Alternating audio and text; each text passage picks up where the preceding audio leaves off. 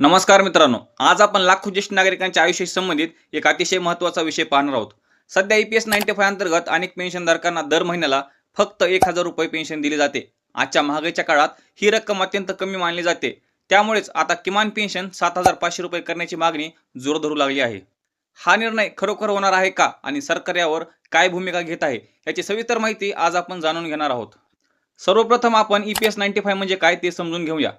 Employees pension scheme ही योजना निवृत्त कामगारांसाठी सुरू करण्यात आली होती आणि ती एम्प्लॉईज प्रोव्हिडंट फंड ऑर्गनायझेशन म्हणजेच EPFO मार्फत चालवली जाते.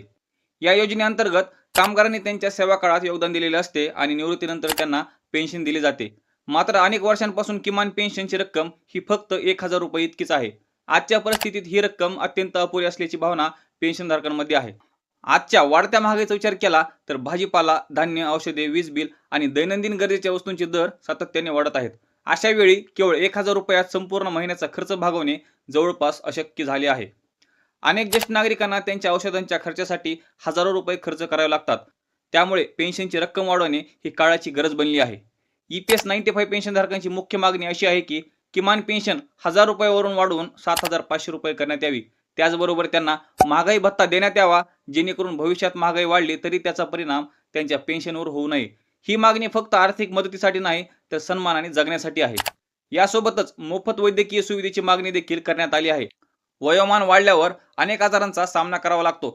रक्तदाब, मधुमेह, हृदयविकार आणि सांधेदुखी यांसारख्या आजारांमुळे नियमित औषधी घ्यावी लागतात.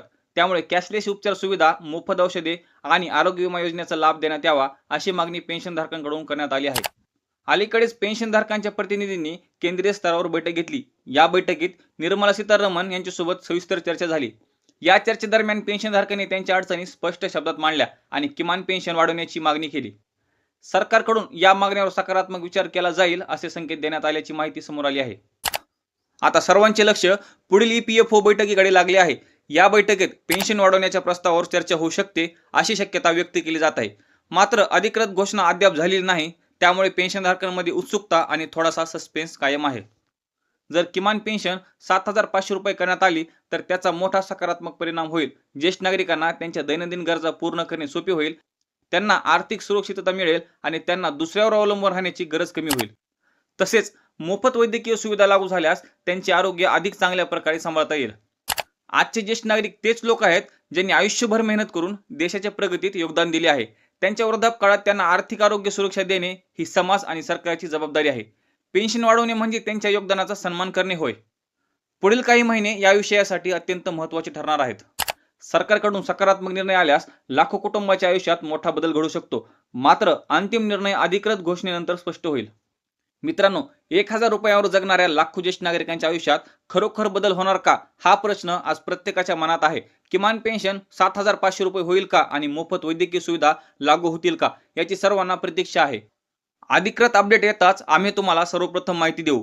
जर ही माहिती तुम्हाला महत्त्वाची वाटली असेल तर व्हिडिओला लाईक करा, जास्तीत जास्त शेअर करा आणि अशाच महत्त्वाच्या अपडेटसाठी चॅनलला सबस्क्राईब करायला विसरू नका. आपण भेटूया नवीन व्हिडिओमध्ये नवीन अपडेटसह. तोपर्यंत जय हिंद, जय महाराष्ट्र.